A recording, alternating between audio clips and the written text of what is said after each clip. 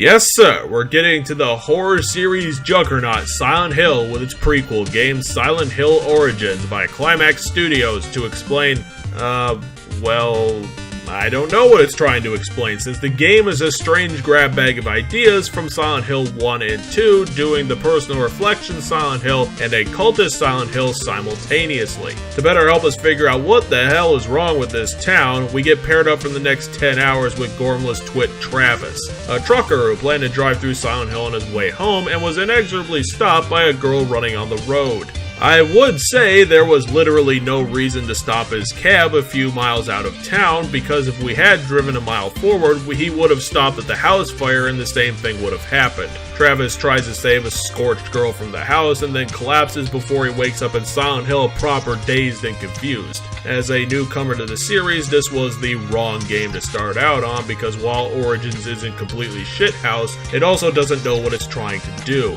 It doesn't have a focus for the events of the game to unfold around. Let's bring up Metal Gear Acid again, one of the best gaming mysteries developed that I've ever seen. Metal Gear Acid had its mystery threaded around the central Metal Gear project that needed to be destroyed in order to save the world. And with that perspective, it was able to introduce a ton of villains that could be relatable and dangerous because we know where they are and what they're able to do. Silent Hill Origins doesn't have that, and I would have thought that a horror game would need some semblance of a mystery around it to actually work. I mean, don't get me wrong, while I was never scared playing the game, Climax does at least have some disturbing aesthetics with environments and animations, but we're essentially thrown into Silent Hill without any context for what's happening or going on, and honestly, Travis doesn't really seem to care.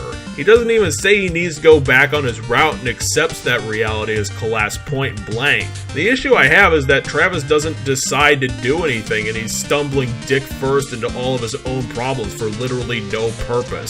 If Travis doesn't give a shit about his own actions, why the fuck should I do? The problems only mount up when Travis hits the sanitarium level, which in of itself isn't a good level because it desperately needs an editor due to having too many objectives and too much backtracking. The story of the sanitarium was supposed to focus on Travis's past, but since the forgotten documents are vague as shit, the Helen patient comes off more as the woman who torched the house in the intro instead of Travis's own mother, and it shows why you can't do the personal reflection and the town cult at the same time. There's no weight to these revelations if they're being discovered after the fact. Speaking of weight, the game's combat is a mess. Why does Travis have the ability to carry 25 pieces of garbage and metal in his trousers up and down Silent Hill's avenues? Because each one breaks after 20 seconds of use, and then there's the thrown weapons, which are just a stupid addition since they break after one throw and are immediately ruined when hit while holding one. At least the game gives you several firearms and a decent amount of ammo, although I wish they were easier to find since I never got the chance to actually use the rifle. Between animations and the game's skewed balance, there's near zero incentive to actually kill the monster, since fighting will undoubtedly lead to some damage which piles in a survival setting, and even if you kill them, the game respawns them too many goddamn times for it to even be worth it.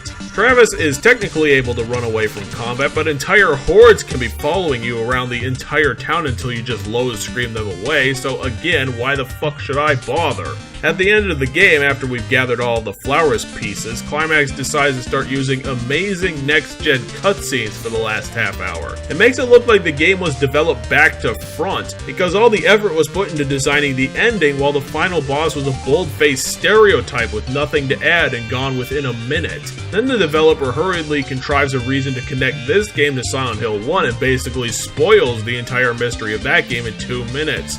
Way to go. The problem with the game is the same that Travis is having when he first gets to the hospital. It doesn't decide to do anything. Sure, the game has some good moments. I mean, I really like the theater level, some great aesthetics and ideas, but it also has to deal with a constantly bad combat system where killing things is inherently a bad idea when you have to conserve health and ammo. Two out-of-context plots running into each other and lacking puzzles and character. The game actually reminded me a lot of Castlevania Circle of the Moon, where it tries to recapture the identity of the greatest iterations without understanding what makes the standouts in the series shine above. In of itself, Origins isn't awful, but it needed something to focus on.